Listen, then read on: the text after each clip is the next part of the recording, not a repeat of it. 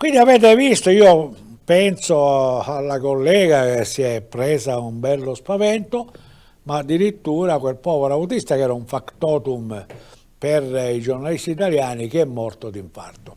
Ma certo, quando ti vedi arrivare 50 persone con le spranghe di ferro che ti tirano fuori dalla macchina, ci piglia un colpo, come è successo, molto molto dispiaciuto anche la collega che quasi piangeva quando ha raccontato il fatto in radio, l'ho sentito più volte. Però è questo il concetto, è una guerra. E nelle guerre non è che per quanto c'è scritto press sei sicuro, non funziona così, non funziona così. Ah, ma noi facciamo informazione. Non lo so, quindi certe aree sono pericolose. Dice, ma allora come faremo? Chi è che ci dà le notizie? Ci dà le notizie e bisogna rendersi conto che è una cosa molto pericolosa, molto pericolosa. Anche per i soldati italiani, come ho detto prima, sono, magari qualcuno ha qualche parente in Libano, qualcuno qua in Sicilia, perché sono tanti, stanno nei bunker. Cosa possono fare? La loro regola di ingaggio non è chiaramente sparare a nessuno né difendersi da nessuno e quindi stanno nei bunker sperando che non succeda niente. Cambiamo argomento, dell'Ucraina parleremo domani, invece ora parliamo della Sicilia con questo meraviglioso ottobre che sta regalando giornate splendide. No, non è così al nord, ma di questo parleremo fra un po', e quindi c'è una presenza turistica enorme. Io sono stato in questi 3 giorni a Trapani e a Marsala, devo dire che sono posti molto belli, saluto gli amici di Trapani, ci sono degli alberghi molto comodi, ci faccio pubblicità al President per esempio che è un'ottima struttura a Marsala, con dei gruppi, e ho visto per esempio che c'erano molti polacchi che giravano fra Trapani, Marsala, anche San Vito Lo Capo. Perché? Perché c'è il volo da Varsavia per Trapani e quindi diciamo, il popolo polacco sta scoprendo questa parte della Sicilia, la Sicilia occidentale, che è un po' più sconosciuta, dobbiamo dire, Trapani, Marsala, però sono posti molto molto belli e quindi ci sono tanti turisti. Anche da quelle parti c'è una crescita di turismo per chi viene da fuori. Purtroppo dobbiamo dire che la maggior parte vengono in aereo e quindi se non ci sono i voli, che si può fare? Magari a Ragusa ancora dice piglio l'autostrada, ma sapete quello che ci vuole per andare da qui a Marsala? È una cosa incredibile, noi ci dovremmo vergognare di essere in questa regione siciliana dove si spendono 7.000 miliardi per fare il ponte e noi ancora siamo con le strade dei Borboni. No, non sono le mulattiere, ma sono quelle tracciate dai Borboni, un pochino più larghe. La 115, che è una delle più lunghe, credo, vie italiane, che parte da Trapani e finisce a Siracusa, sono 300 e passa chilometri. Solo in alcune zone è all'altezza delle situazioni. Ma pensate quando si scende da Agrigento, vicino Sciacca, ci sono tratti dove si viaggia a pochissimo l'ora, quindi con tempi biblici. È chiaro che se non c'è l'aeroporto, come devi fare? Poi ci sono bellissime zone per fare i bagni, e poi ieri molti amici miei hanno fatto il bagno, era giornate bellissime alle isole, alle Egadi. Saluto gli amici di Favignana, perché dell'Iblea si vede anche a Favignana, bellissimo, hanno fatto il bagno, l'acqua meravigliosa, giornata bellissima, tantissimi turisti, ma c'è l'aeroporto. E qui c'è il problema nostro. Intanto vi devo dire che Vito Riggio,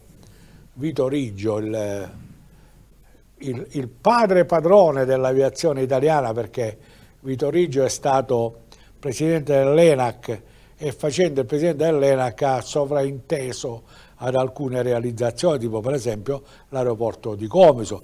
Lui è quello che si batté molto per farlo, almeno a parole, e poi ha detto che era un aeroportino e non poteva chiedere nulla, dopo che Catania gli aveva detto: ma ce la finisci di parlare bene di questo aeroporto, che poi ne la mantenere, così gli ha detto.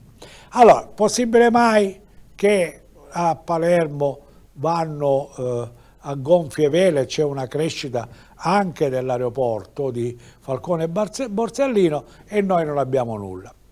Ma perché vi faccio vedere la foto di Vito Rigio? Perché Vito Rigio avrebbe detto che vuole dimettersi da responsabile della GESAP. La GESAP è la società che gestisce l'aeroporto di Palermo, ha un capitale di circa 70 milioni e i proprietari sono la città metropolitana di Palermo, il comune di Palermo, la Camera di Commercio di Palermo, il comune di Cinisi, perché Falcone e Borsellino è sul territorio di Cinisi, un po' come Chiaramonte Gulf, che doveva avere le quote e se le può ancora aspettare, Confindustria Palermo ed altri piccoli soci.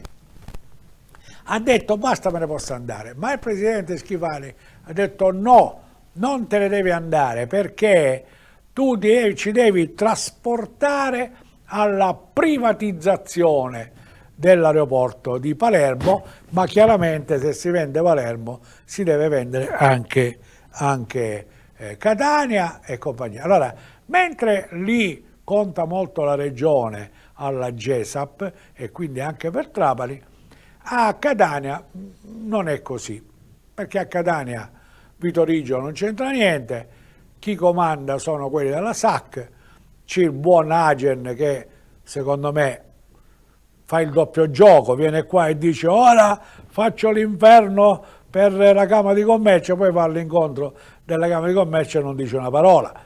Lo invito a smentirmi se non è così. Quindi Commercio che qua fa il doppio gioco, anche lui, perché è chiaro, mirano a fare qualcosa dopo, ma non bisognerebbe intervenire con le Camere di Commercio prima? Quindi vi voglio dire, gli aeroporti sono in mano a dei proprietari, quello nostro soprattutto alla Camera di Commercio, che non sono in grado di gestire nel modo migliore questa realtà, e forse la privatizzazione è l'unica soluzione. Sono milioni e milioni di euro che entrerebbero nelle tasche di questa realtà, che so il comune, la provincia, poi anche da noi, le Camere di Commercio, vi immagini, salviamo le Camere di Commercio, quindi sarebbe auspicabile. Io sono per la privatizzazione. Penso che lo siano anche gli amici del Comitato. Ora so che nei prossimi giorni ci sarà una manifestazione pubblica, non so quando, e io sono convinto, ve lo dico così, sono convinto che tutto questo movimento qualche risultato lo porterà. Non certo quello della inutile conferenza stampa fatta quando è stata la settimana scorsa, quando sono venuti a dirci: vi mettiamo 2 aerei, che poi pare che sia una ancora deve arrivare, come se fosse stato la panacea di tutti i problemi dell'aeroporto di Comiso, con i 2 aerei dell'Aeritalia. Ci vogliono i soldi, i soldi.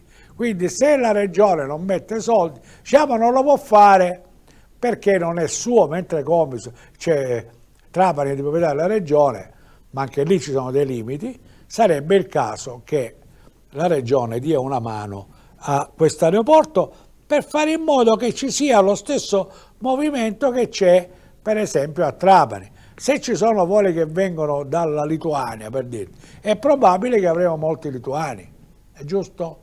Vedremo come va a finire. Parliamo di acqua, perché al nord l'acqua ce l'hanno ormai, non ne possono più.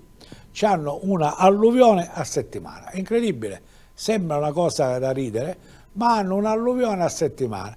Ora il Lambro, che sarebbe il fiume di Milano, è straripato, tutti questi torrenti, perché questi torrenti sono un po' come le fiumare, quelle che c'erano in Calabria. Sembrano, ma questo che a fare? Un rigagnolo, non di più. E invece quando poi si scatena l'acqua, no? Quindi lì non avranno problemi di acqua per tutto l'inverno e anche l'estate prossima, anche i fiumi sono stracolmi. Il problema rimane a noi. Il vice premier Salvini ha detto che si sta impegnando affinché l'acqua possa arrivare in tutta la Sicilia, ma questo è un altro errore che è stato fatto a livello turistico, perché si è fatto capire che uno va in albergo e non si può fare manco la doccia. Non è così, naturalmente. Ci sono alcune zone che hanno difficoltà, ma anche quello è sbagliato, fare tragico, il catastrofismo, perché si rovina anche l'immagine di un territorio.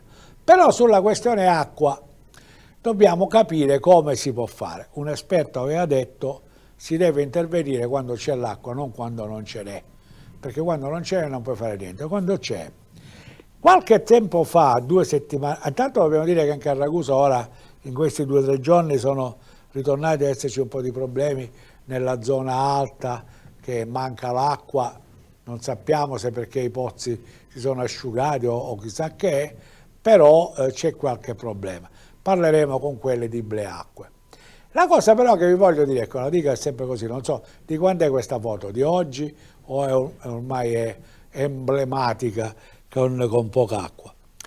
Volevo dirvi una cosa, abbiamo fatto qualche mese, 2 mesi fa, questa intervista con questo professore Lipparini, che ha avuto un attimo di notorietà internazionale, perché lui dice che sotto la nostra isola c'è acqua a tinchite, cioè ce n'è quanto ne vogliamo noi, miliardi di litri, e si potrebbe andare ad estrarre senza grossi problemi. È un'intervista che abbiamo fatto a luglio, vedrete che anche la disposizione della telecamera è diverso, quindi è un'intervista però siccome questo argomento l'abbiamo trattato in estate, magari c'era poca gente a Ragusa, lo rimandiamo in onda proprio perché questa storia dell'acqua sotterranea può essere più chiarita attraverso questa intervista. Vediamo.